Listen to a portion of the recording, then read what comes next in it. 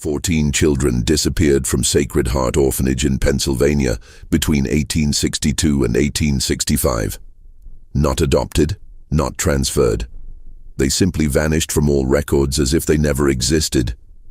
Local Protestant families were suddenly seen with Irish, Catholic children working their farms, children who bore the distinctive scars of institutional life and spoke with thick accents. When questioned, these families' stories never aligned. Recently discovered letters between the Mother Superior and Philadelphia's bishop reveal the horrifying truth. These children weren't missing. They were sold. Before we continue with the story of Sacred Heart Orphanage, this channel isn't for everyone, only for those brave enough to confront the darkest chapters of American history. If you're ready to uncover secrets that powerful institutions tried to bury forever, hit that subscribe button and ring the notification bell. And I want to know, comment below and tell me what state you're listening from. Are you brave enough to hear what really happened to those 14 innocent souls? Let's find out together. The truth behind Sacred Heart's missing children begins not with their disappearance, but with the desperate circumstances that brought them to Pennsylvania's rolling hills in the first place. Lancaster County in 1862 was a patchwork of prosperity and prejudice. The fertile farmland produced abundant wheat and corn that fed Union soldiers fighting in the Civil War, making Protestant German and English farmers wealthy beyond their ancestors' dreams. But prosperity brought problems.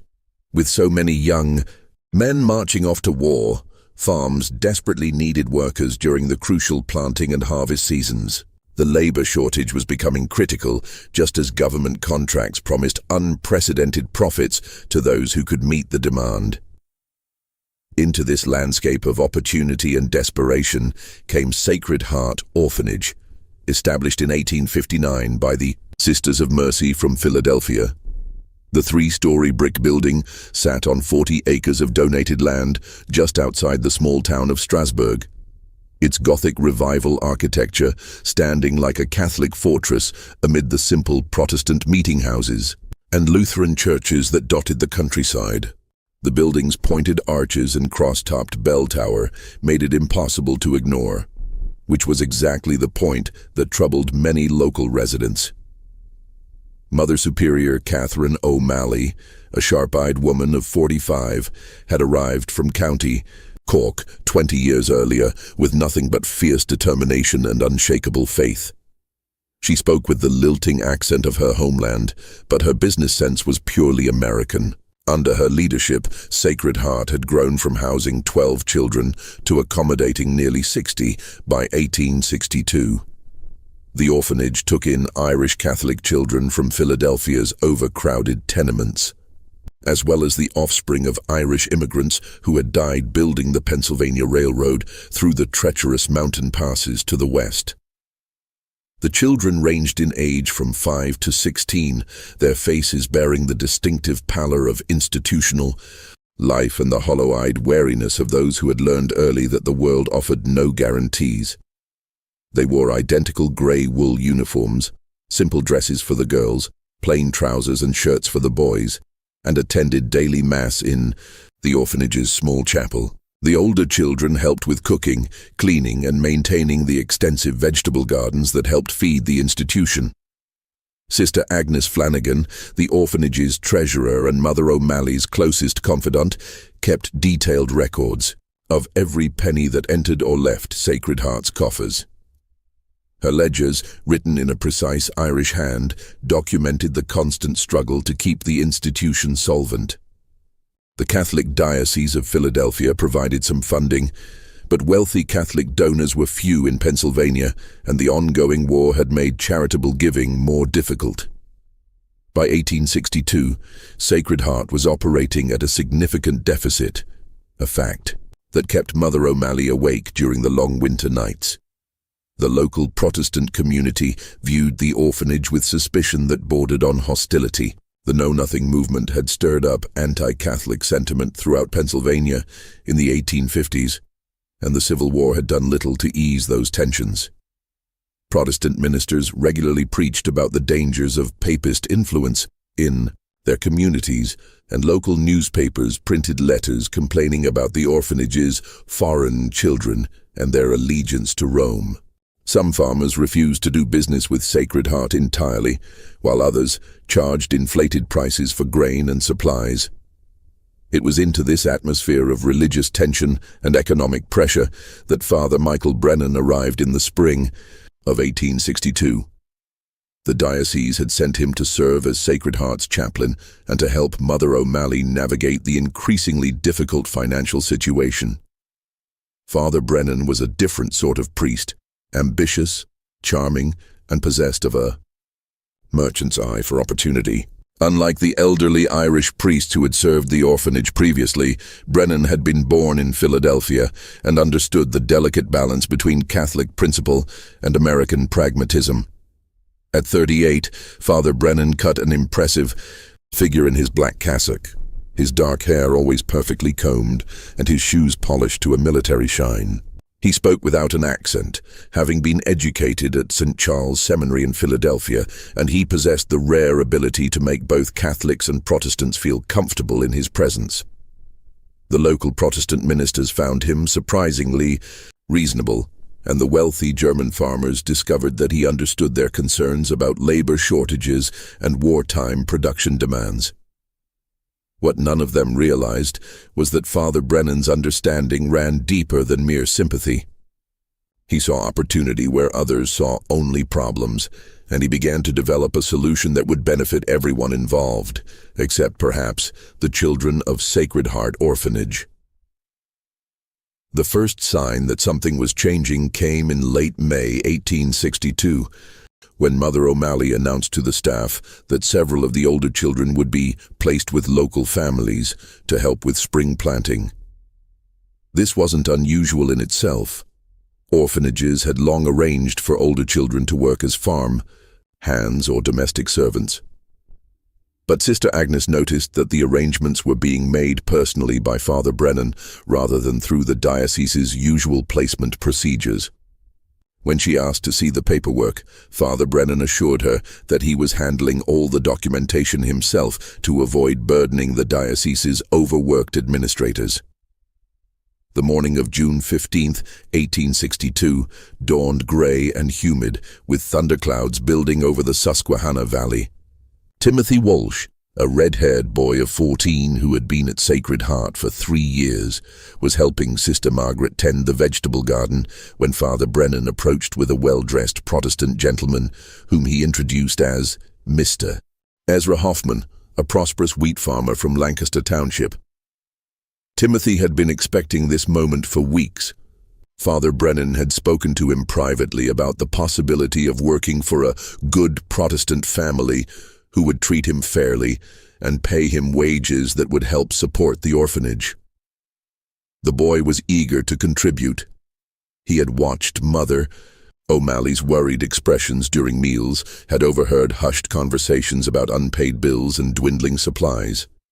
If working for a Protestant farmer could help Sacred Heart survive, Timothy was willing to make the sacrifice. Mr. Hoffman examined Timothy with the practiced eye of a man accustomed to evaluating livestock. He checked the boy's hands for calluses, asked him to lift a bag of grain to test his strength, and questioned him about his experience with horses and farm equipment. Satisfied with what he saw, Hoffman nodded to Father Brennan and counted out $45 in gold coins, an enormous sum that represented more than most workers earned in 3 months. "The boy will work through harvest season," Hoffman said, his Pennsylvania Dutch accent thick with authority. "He'll live in the barn loft with my other hands, and I'll send him back in November when the work is done." Father Brennan blessed Timothy and assured him that he was performing a great service for both his faith and his country. The Protestant farmer needed workers to produce grain for Union soldiers, and Timothy's labor would help feed the brave men fighting to preserve. The Union sister, Agnes, watched from the kitchen window as Timothy climbed into Hoffman's wagon with his few possessions bundled in a cloth sack. Something about the transaction troubled her, though she couldn't quite articulate what it was. Perhaps it was the speed with which everything had been arranged, or the fact that Hoffman had paid in gold rather than the paper currency that most people used during wartime. But Father Brennan seemed confident in the arrangement, and Mother O'Malley had approved it. So Sister Agnes pushed her concerns aside and returned to her ledgers. 3 days later, 16-year-old Margaret Connolly disappeared under similar circumstances. She was taken by Mrs. Sarah Zimmerman, the wife of a prosperous German farmer, ostensibly to work as a household servant and help care for the Zimmermans' infant twins. Margaret was a bright girl with a gift for languages. She had learned to speak Pennsylvania Dutch from German immigrants in Philadelphia and could read Latin well enough to assist at Mass.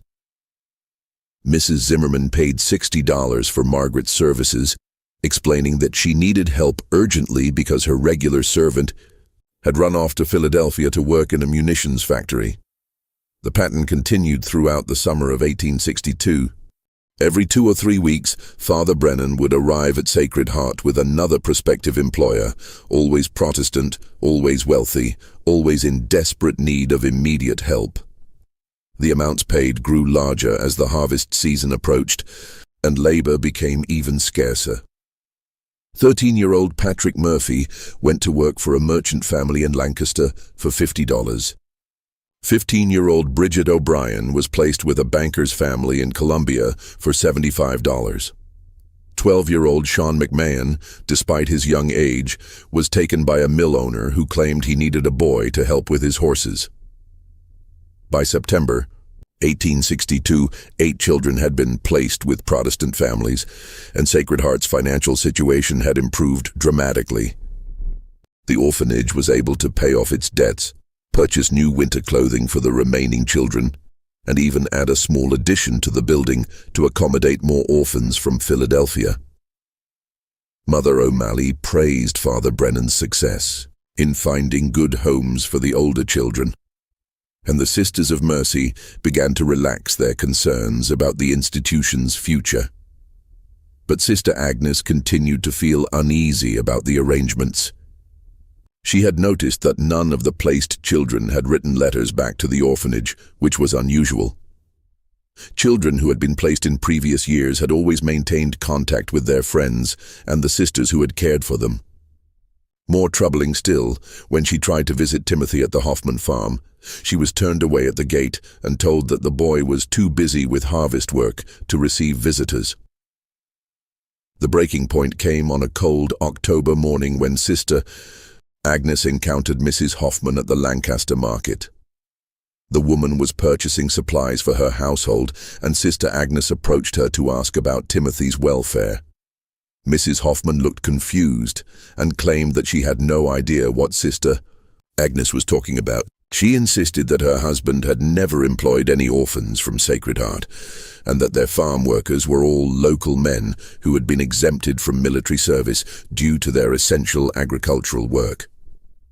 When Sister Agnes pressed the issue, Mrs. Hoffman became agitated and suggested that the sister was mistaken about which farm Timothy had been sent to. But Sister Agnes was certain. She had watched Timothy leave in Ezra Hoffman's wagon, and she had Father Brennan's word that the boy was working at the Hoffman farm. The contradiction made no sense unless someone was lying. That evening, Sister Agnes confronted Father Brennan in his small office behind the chapel. She demanded to know the truth about Timothy and the other children, and she insisted on seeing the written agreements that documented their placements. Father Brennan was initially dismissive, suggesting that Sister Agnes was confused and had misunderstood Mrs. Hoffman's comments. But when the sister threatened to write directly to the bishop in Philadelphia, Father Brennan's demeanor changed entirely. His friendly smile vanished, replaced by a cold stare that seemed to look right through her. "Sister Agnes," he said quietly, "you must understand that these are complicated times. The war has created opportunities that good Catholics must be willing to seize for the greater good of our faith and our institution. Those children are safe and well cared for, and their sacrifice is ensuring that Sacred Heart can continue to serve God's purposes. "What sacrifice?" Sister Agnes demanded. "What have you done with those children?" Father Brennan leaned back in his chair and steepled his fingers, considering his words carefully. "I have found them homes where they can contribute to the war effort, while learning valuable skills from Protestant families who appreciate their labor. In return, these families have made generous donations to Sacred Heart that have secured our future. It's an arrangement that benefits everyone involved." But Mrs. Hoffman said what she needed to say to protect her family's privacy. Father Brennan interrupted. "The families who have taken our children value their discretion, and we must respect that. Some arrangements are best kept confidential, especially during wartime." Sister Agnes felt a chill that had nothing to do with the October weather. "Father, are you telling me that you have sold those children?" The word hung in the air between them like a curse. Father Brennan's eyes narrowed, and when he spoke again, his voice carried an unmistakable threat. "I'm telling you, sister, that you have a choice to make. You can continue to serve God faithfully at Sacred Heart, focusing on your duties and trusting in the wisdom of your superiors. Or you can pursue questions that will bring nothing but trouble to this institution and everyone in it. The bishop sent me here to solve Sacred Heart's problems, and I have done exactly that. I suggest you remember where your loyalties lie." The winter of 1862-1863 passed in an atmosphere of uneasy silence at Sacred Heart Orphanage. Sister Agnes continued her duties as treasurer, but the joy had gone out of her work. She found herself studying the ledgers with new eyes, noticing patterns that had previously escaped her attention. The donations that had appeared so providentially during the summer all came from the same source, a vague entry labeled placement services that corresponded exactly with the dates when children had been taken from the orphanage. She began to understand that what she had witnessed was not charitable placement, but something far more sinister. The children hadn't been adopted or even indentured in the traditional sense. They had been sold to Protestant families who needed workers but didn't want to pay full wages to adult laborers. The transactions were disguised as charitable arrangements, but the substantial payments made it clear that Sacred Heart was running what amounted to a human trafficking operation under the cover of religious charity. The realization tormented Sister Agnes through the long winter nights. She had taken vows of obedience to her religious superiors, but she had also taken vows to protect the innocent children in her care. The 8 children who had disappeared the previous summer had been her responsibility, and she had failed them utterly. Their trust had been betrayed not by strangers or enemies, but by the very institution that had promised them safety and care. Mother O'Malley seemed genuinely unaware of the true nature of Father Brennan's arrangements. She spoke proudly of the orphanage's improved financial situation and praised the priest's success in finding good homes for the older children. When Sister Agnes tried to raise concerns about the lack of correspondence from the placed children, Mother O'Malley dismissed her worries with the explanation that Protestant families often discouraged their workers from maintaining ties to Catholic institutions. "Those children are beginning new lives," Mother O'Malley said firmly. "We must trust that God has guided them to where they need to be, and we must focus on caring for the children who remain with us." But Father Brennan was already planning to expand his operation.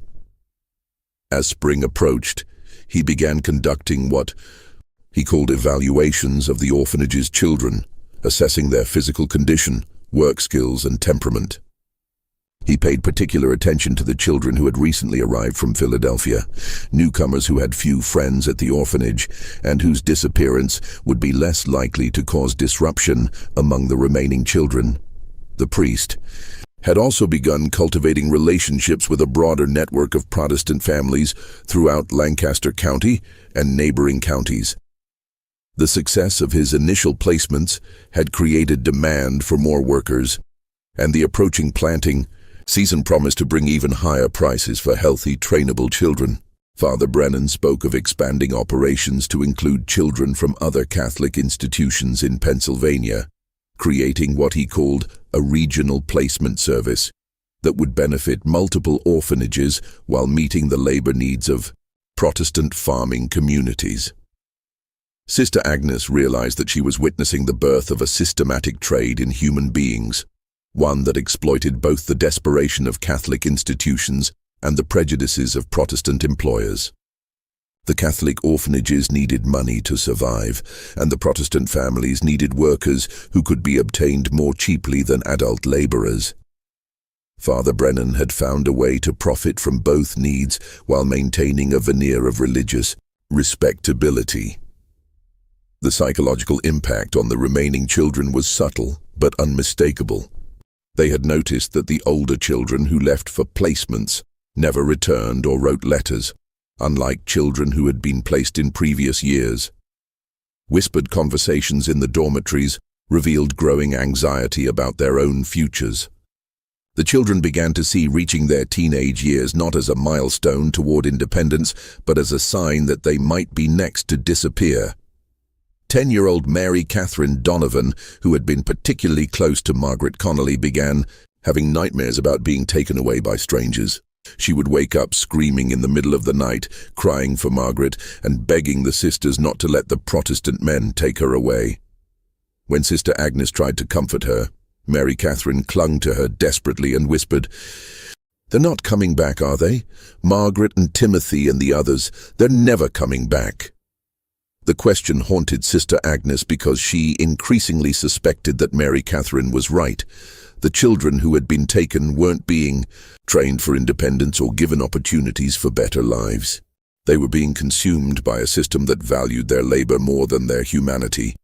And once they entered that system, they effectively ceased to exist as individuals with rights and futures of their own.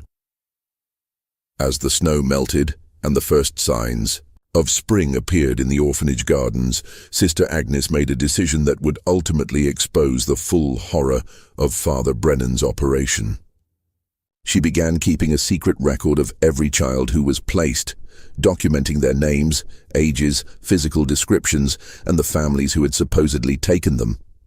She also began discreetly questioning recent arrivals from Philadelphia about any siblings or friends who might have been at other Catholic institutions in the region.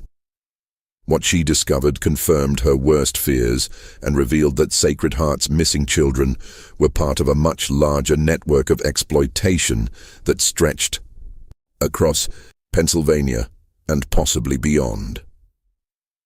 In March 1863, as the Civil War entered its bloodiest phase, Father Brennan received an unexpected visitor who would ultimately unravel his carefully constructed network. Bishop Francis Kenrick of Philadelphia arrived unannounced at Sacred Heart, ostensibly to conduct a routine inspection of the diocese's rural institutions. But Sister Agnes quickly realized that the bishop's visit was anything but routine. Bishop Kenrick was a stern, intellectual man who had risen through the church hierarchy by combining theological scholarship with administrative precision. He had been receiving troubling reports from other Catholic institutions across Pennsylvania, reports of children disappearing from orphanages and schools without proper documentation, and of suspicious financial windfalls that coincided with these disappearances. The pattern had finally become too obvious to ignore, and the bishop had come to Sacred Heart to investigate personally. Father Brennan received the bishop with elaborate courtesy, conducting a tour of the orphanage's improved facilities and praising the Sisters of Mercy for their dedication to the children's welfare. He presented the financial records with pride, explaining how his innovative placement program had transformed Sacred Heart from a struggling institution into a model of efficiency and sustainability. The bishop listened without comment, his pale eyes taking in every detail of the orphanage's operations. But when Bishop Kenrick asked to see the documentation for the children who had been placed with local families, Father Brennan's confident demeanor began to crack.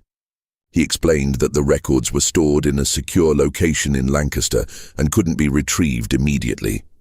He promised to have them available within a few days, but the bishop insisted on seeing them before his departure the following morning. That evening, as Father Brennan worked frantically in his office to create the required documentation, Sister Agnes made a decision that required tremendous courage. She approached Bishop Kenrick privately and requested a confidential meeting. The bishop, who had served in Pennsylvania long enough to recognize the signs of institutional corruption, agreed to hear what she had to say. In the orphanage's small library, with only a single oil lamp for illumination, Sister Agnes revealed everything she had discovered about Father Brennan's operation. She presented her secret records of the missing children and described her encounter with Mrs. Hoffman at the Lancaster market. She explained her growing suspicions about the true nature of the placement services and her fears for the welfare of the children who had been taken from Sacred Heart. Bishop Kenrick listened in grim silence as Sister Agnes detailed what amounted to a systematic slave trade operating under the cover of Catholic charity. When she finished her account, the bishop sat quietly for several minutes, weighing the implications of what he had heard. Finally, he spoke in a voice that carried the weight of absolute authority. Sister Agnes, what you have told me represents one of the gravest scandals in the history of our diocese. If your suspicions are correct, Father Brennan has not only violated his sacred vows, but has committed crimes against both church and civil law. I want you to understand that pursuing this matter will likely result in the closure of Sacred Heart and significant damage to the church's reputation in Pennsylvania. Are you prepared for those consequences? Sister Agnes met the bishop's gaze without flinching. Your Excellency, I took vows to serve God and protect the innocent. Those 14 children trusted us to keep them safe, and we failed them. If Sacred Heart must close to prevent this from happening to other children, then that is God's will. The bishop nodded slowly. Very well. Tomorrow morning, I will confront Father Brennan with your allegations. I want you to be present as a witness, and I want you to bring every document you have compiled. We will get to the truth of this matter, regardless of the cost. But Father Brennan had not risen to his position without developing a keen sense of self-preservation. He had noticed the private meeting between Sister Agnes and Bishop Kenrick, and he correctly interpreted the sister's refusal to meet his eyes during evening prayers. That night, as the orphanage slept, Father Brennan gathered his most important documents and what money he could carry, and he disappeared into the Pennsylvania countryside. By morning, Father Brennan was gone, along with nearly $300 from Sacred Heart's treasury and all records of his placement operations. He had left behind only a brief note claiming that he had been called to serve as a military chaplain and would be departing immediately for the front lines. The note made no mention of the missing children or the families who had supposedly taken them in. Bishop Kenrick was furious at the priest's escape, but he was also relieved to have confirmation that Sister Agnes's allegations were true. Father Brennan's flight was as good as a confession, and it freed the bishop to take immediate action to uncover the full extent of the conspiracy. He dispatched investigators to locate the missing children and began the process of determining which other institutions might have been involved in similar operations. What they discovered over the following weeks was a network of corruption that had exploited dozens of children across multiple counties. Father Brennan had been working with at least 3 other priests and had established relationships with Protestant families throughout southeastern Pennsylvania. The operation had generated thousands of dollars in illegal profits while condemning vulnerable children to lives of unpaid labor and social isolation. But the investigation also revealed something even more disturbing. Several of the children who had been placed could not be located at all. Some of the families who had purchased them had moved to other states, taking the children with them and leaving no forwarding addresses. Others claimed that the children had run away or died from illness, but could provide no documentation to support their claims. The trail of at least 6 children, including Timothy Walsh and Margaret Connolly, had gone completely cold. The discovery that several children remained missing transformed Bishop Kenrick's investigation from an internal church matter into a criminal case that would ultimately involve both state and federal authorities. The bishop realized that some of the missing children might have been transported across state lines, which would make their disappearance a federal crime under the laws governing interstate commerce and kidnapping.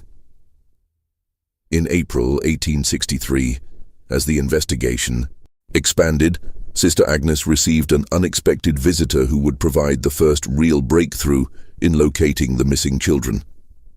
Jacob Stoltzfus, a young Mennonite farmer from Lancaster County, arrived at Sacred Heart in a state of obvious distress. He had heard rumors about the investigation and had come forward with information that he claimed would help locate at least some of the missing children. Stoltzfus explained that his family had been approached by Father Brennan the previous summer about taking in a Catholic orphan to help with farm work. The Mennonites, as a peace church, had maintained neutrality during the Civil War, but they had also experienced severe labor shortages as their young men left Pennsylvania to avoid being drafted into military service. Stoltzfus's father had been tempted by Father Brennan's offer, but had ultimately declined, because the arrangement seemed to conflict with Mennonite principles about treating workers fairly. However, Stoltzfus knew of other Mennonite families who had accepted children from Father Brennan, and he had growing concerns about how those children were being treated. The Mennonite community was tight-knit and largely self-governing, but rumors had begun circulating about families who were working their orphan children like slaves and preventing them from maintaining any contact with the outside world. "There is a family in our district," Stoltzfus told Sister Agnes and Bishop Kenrick. "The Yodas, who took 2 children from your priest last summer. A boy and a girl, Irish children with red hair. The boy would be about 14, the girl maybe 12. They work from dawn to dusk in the Yoda fields, and they live in a shed behind the barn. My wife has seen them at the creek when she goes to fetch water, and she says they look like they are afraid of their own shadows." Bishop Kenrick immediately dispatched 2 investigators to locate the Yoda farm and verify Stoltzfus's claims. What they found confirmed the worst fears about the fate of the missing children. The Yoda family had indeed purchased 2 Irish children from Father Brennan, Sean McMahon, and his younger sister Ellen, who had been taken from Sacred Heart on the same day despite being only 11 years old. The children were living in conditions that barely qualified as human. They slept on straw in an unheated shed, worked 16-hour days without pay, and had been forbidden to speak to anyone outside the Yoda family. They had been told that Sacred Heart had been destroyed in a fire and that all the sisters had died, leaving them with no one to turn to for help. The Yodas had also threatened to turn them over to Union Army recruiters if they tried to run away, claiming that Irish Catholic children were considered enemy sympathizers and would be imprisoned or shot. The discovery of Sean and Ellen provided the first concrete evidence that the placed children were being held in conditions of slavery, but it also raised terrifying questions about the other missing children.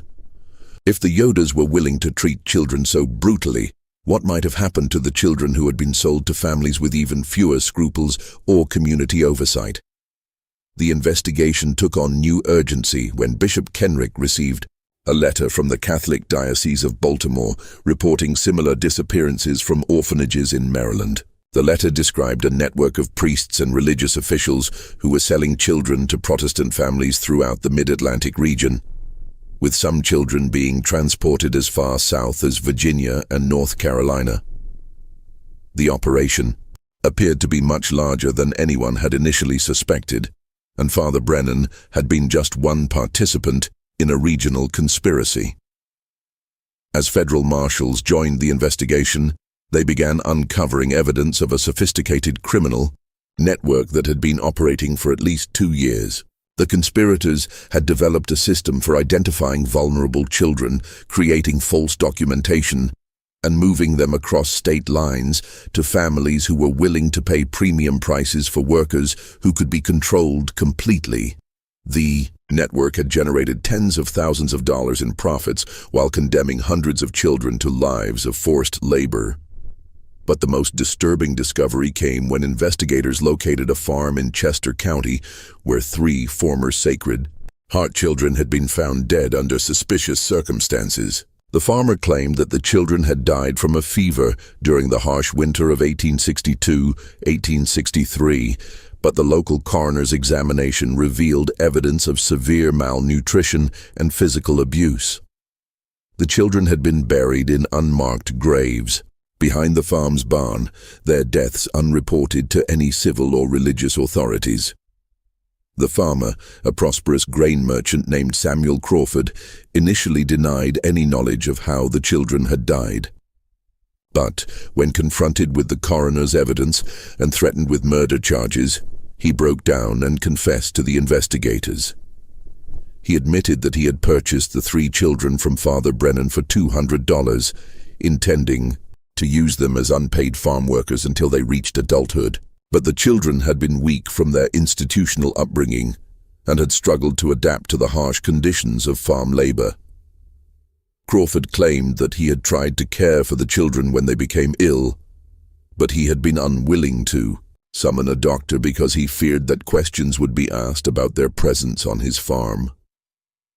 By the time he realized how serious their condition had become, it was too late to save them. Rather than report their deaths and face difficult questions about how he had acquired them, Crawford had buried the children secretly and destroyed all evidence of their existence.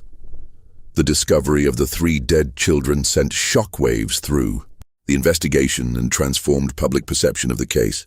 What had initially been viewed as a corrupt but relatively minor scandal had become a story of systematic child abuse and murder.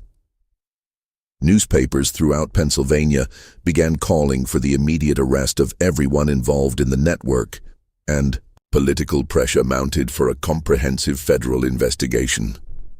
Just when we thought we'd seen the full extent of this horror, the investigation took an even darker turn.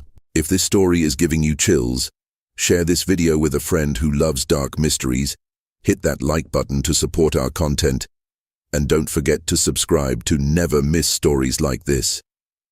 Let's discover together what happened when federal authorities finally tracked down Father Brennan and uncovered the true scope of his network. Federal marshals located Father Michael Brennan in October 1863 at a Union Army camp near Gettysburg, where he had been serving as a chaplain under an assumed name. The priest had grown a beard and claimed to be Father Patrick Murphy from the Diocese of Boston, but his distinctive Pennsylvania accent and his knowledge of Latin liturgy eventually betrayed his true identity. When confronted with evidence of his crimes, Brennan initially maintained his innocence and claimed that he had been providing a valuable service to both the Catholic Church and Protestant families in need of workers. But the weight of evidence against him was overwhelming. Federal investigators had documented at least 47 children who had been sold through his network across Pennsylvania, Maryland, and Virginia. They had traced financial records showing that Brennan and his collaborators had generated over $15,000 in profits from their trafficking operations, an enormous sum that represented more than most Americans earned in a decade. Under intense interrogation, Father Brennan finally confessed to the full scope of his operations.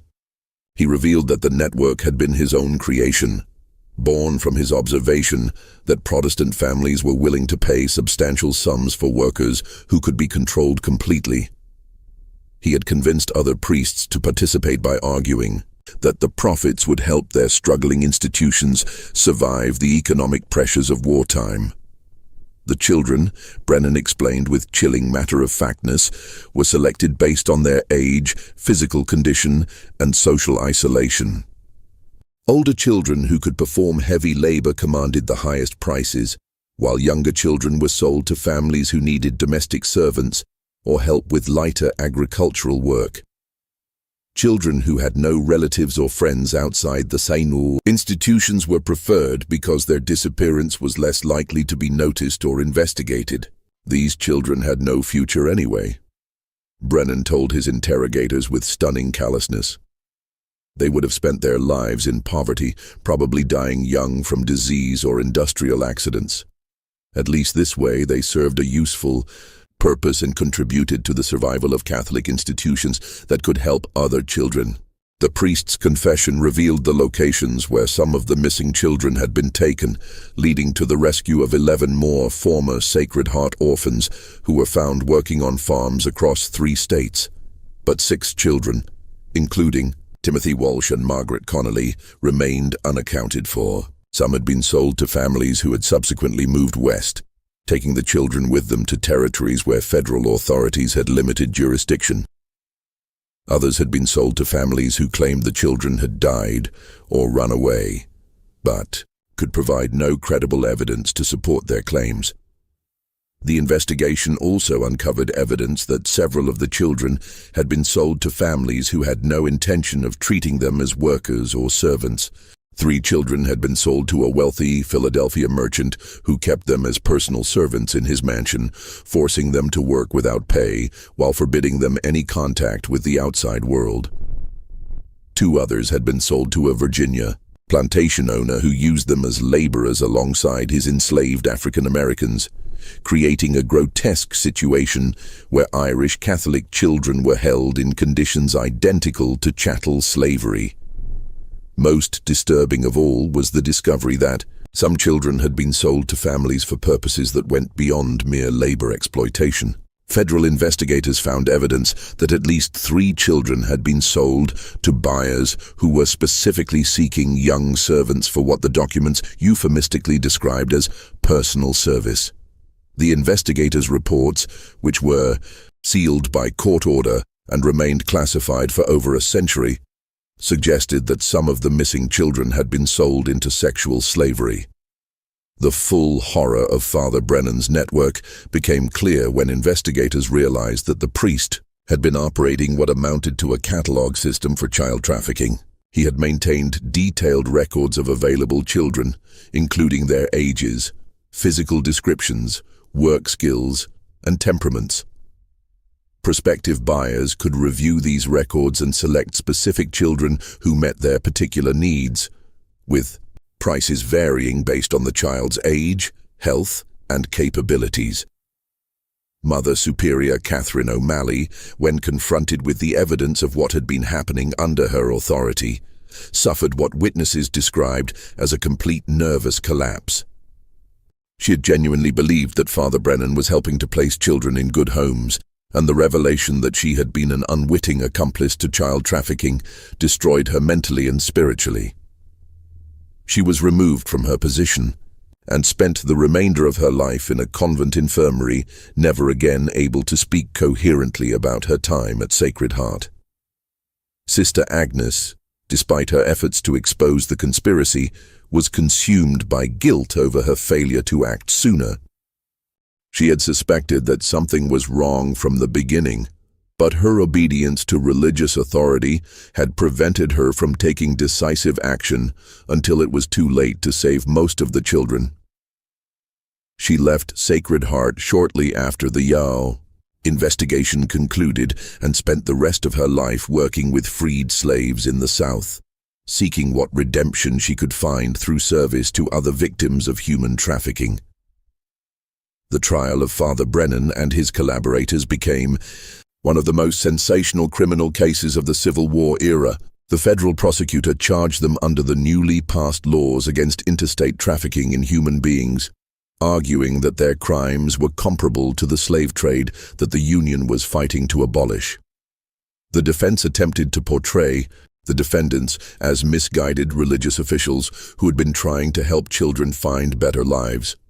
But the evidence of systematic exploitation and abuse was too overwhelming to ignore. During the trial, testimony from rescued children revealed the full extent of the trauma they had endured. Sean McMahon, the boy found at the Yoda farm, testified that he had been forced to work 18-hour days during harvest season and had been beaten with a leather strap whenever he showed signs of exhaustion. Ellen McMahon described sleeping in an unheated shed during the winter, sometimes waking to find ice on the blanket that covered her. Other children testified about being forbidden to speak their native language, being denied medical care when they became ill, and being threatened with violence if they tried to contact their former caretakers. The testimony that had the greatest impact on the jury came from 12-year-old Bridget O'Sullivan, who had been sold to a family in Baltimore County, Maryland. Bridget described being forced to work as a domestic servant from dawn until midnight, sleeping on the kitchen floor, and being given only scraps of food to eat. When she had tried to run away, she had been captured and locked in a root cellar for 3 days without food or water.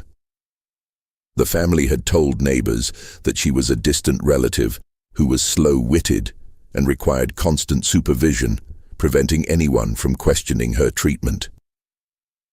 Father Brennan showed no remorse during the trial proceedings. When given the opportunity to address the court before sentencing, he delivered a lengthy speech in which he justified his actions as necessary for the survival of Catholic institutions during wartime. He argued that the Protestant families who had purchased the children were providing them with opportunities for useful work and Christian instruction that they would never have received in Catholic orphanages. He claimed that his only regret was that he had not been able to help more children find productive lives outside the institutional system. The jury deliberated for less than 2 hours before returning guilty verdicts on all charges. Father Brennan was sentenced to 20 years in federal prison, while his collaborators received sentences ranging from 5 to 15 years. The judge, in delivering the sentences, described their crimes as a betrayal of everything that civilized society holds sacred, and expressed particular outrage at their exploitation of religious authority to commit what he characterized as the most heinous form of slavery. The Sacred Heart Orphanage never recovered from the scandal that destroyed its reputation and decimated its population. The Catholic Diocese of Philadelphia closed the institution in 1864, transferring the remaining children to other orphanages throughout the state. The building was sold to a Protestant denomination and converted into a seminary, but even that venture failed within a few years. Local residents reported that the building seemed cursed, with strange accidents befalling anyone who tried to operate a school or religious institution on the site. For decades after the scandal broke, investigators continued searching for the 6 children who had never been found. Timothy Walsh, the red-haired boy who had been the first to disappear, was reportedly seen working on a farm in Ohio in 1867, but by the time authorities arrived to investigate, the family had moved on and left no trace of where they had gone. Margaret Connolly, the bright girl who had spoken multiple languages, was allegedly spotted working as a servant in a wealthy household in Virginia, but she disappeared again before she could be contacted by rescuers. The other 4 missing children, Patrick, Murphy, Bridget O'Brien, and 2 younger children whose names had been deliberately obscured in Father Brennan's records, simply vanished into the vast anonymity of post-Civil War America. They may have been moved repeatedly from family to family, their identities changed, and their histories erased. They may have died from overwork, abuse, or neglect, their deaths unreported and their graves unmarked. Or they may have survived to adulthood, forever carrying the trauma of their childhood exploitation, but unable to return to lives that had been stolen from them. The psychological impact on the children who were rescued was profound and lasting. Many struggled with what we would now recognize as severe post-traumatic stress disorder, experiencing nightmares, anxiety attacks, and difficulty forming trusting relationships with authority figures. Several of the rescued children ran away from the new institutions where they were placed, preferring to take their chances on the streets rather than risk being betrayed again by religious authorities. The scandal also had far-reaching effects. on Catholic-Protestant relations in Pennsylvania and throughout the United States. Protestant communities that had previously been suspicious of Catholic institutions now had concrete evidence to support their fears about papist corruption and foreign influence. Catholic leaders, for their part, struggled to rebuild trust with both their own congregations and the broader American public. The case became a rallying point for anti-Catholic sentiment that persisted well into the 20th century. Federal authorities used the Sacred Heart case to justify expanded oversight of religious institutions and stricter enforcement of laws governing the treatment of children in institutional care. New regulations required detailed documentation of any placement arrangements and mandated regular inspections of families who took in children from orphanages. These reforms helped prevent similar large-scale trafficking operations, but they came too late to help the 14 children who had already disappeared from Sacred Heart. The question of what happened to the missing children continued to haunt the investigators who had worked on the case. Federal Marshal James Crawford, who had led the initial investigation, spent years following up on rumors and alleged sightings, but he never found conclusive evidence of any of the missing children's fates. In his final report, filed in 1870, Crawford wrote, "The trail of these innocents has grown cold, and I fear that the truth of their ultimate fate may never be known. They were consumed by a system that valued their labor more than their humanity, and they paid the ultimate price for our failure to protect them." Sister Agnes's secret records, which had been instrumental in exposing the conspiracy, were preserved by the Diocese of Philadelphia and eventually deposited in the Pennsylvania State Archives. Researchers who examined these documents in later decades were struck by the meticulous care with which she had recorded each child's name, age, and personal characteristics.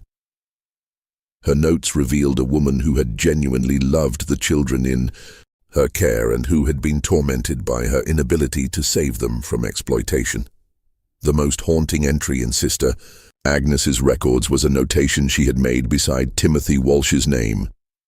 Red hair, freckles, scar on left hand from kitchen accident, dreams of being a schoolteacher, afraid of thunderstorms, last seen June 15th, 1862, God forgive us all.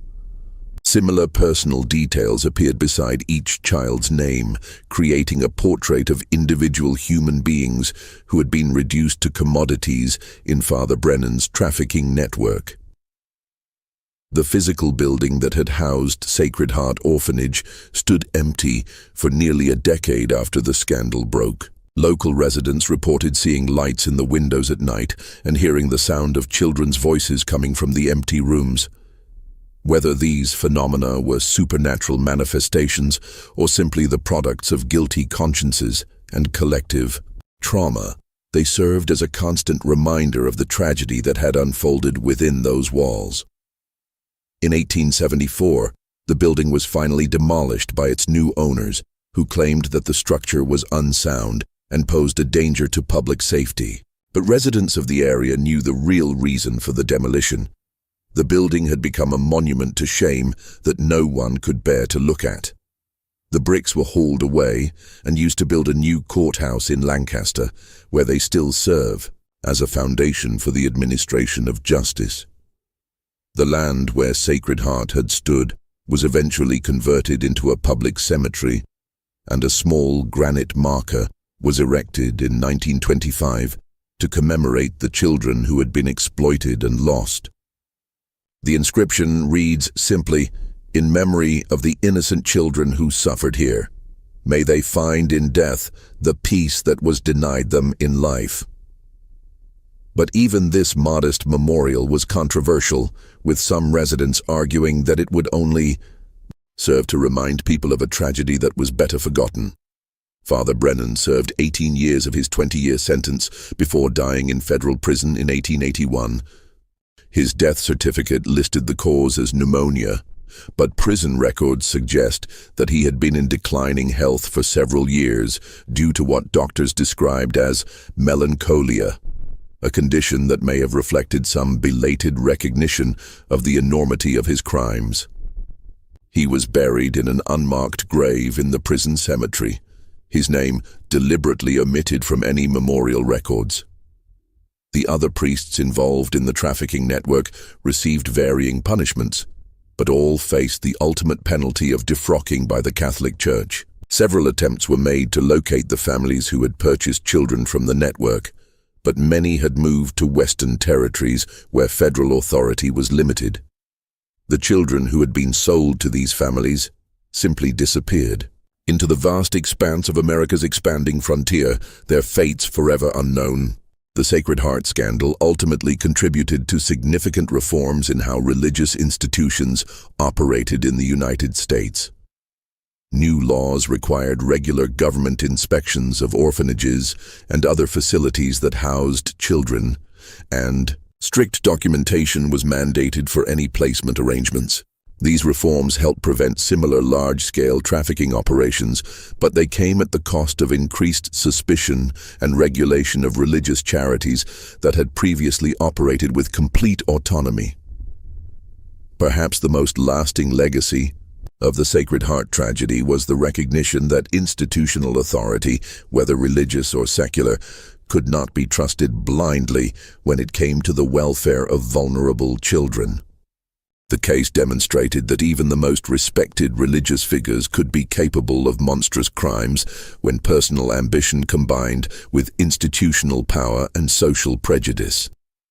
The 14 children who disappeared from Sacred Heart Orphanage between 1862 and 1865 were victims of a perfect storm of circumstances: wartime desperation, religious prejudice, economic opportunity, and moral corruption. Their individual stories were lost in the larger narrative of American expansion and conflict. But their collective tragedy stands as a reminder of the price that innocent people pay when society fails to protect its most vulnerable members. This mystery shows us that even our most trusted institutions can harbor the darkest secrets, and that the most innocent among us can fall victim to those who would exploit their vulnerability for profit. What do you think of this story? Do you believe everything was revealed? Or do you think there are still secrets buried in Pennsylvania's rolling hills? Leave your comment below. Share your thoughts about whether some of those children might have survived and lived unknown lives under different names. If you enjoyed this dark chapter of American history and want more stories about the secrets hidden in our nation's past, subscribe, hit the notification bell, and share with someone who loves mysteries that make you question everything you thought you knew about the past. The truth is always more complex and more terrible than we imagine, and there are countless other stories waiting to be told. See you in the next video, where we'll uncover another mystery that powerful people hoped would stay buried forever.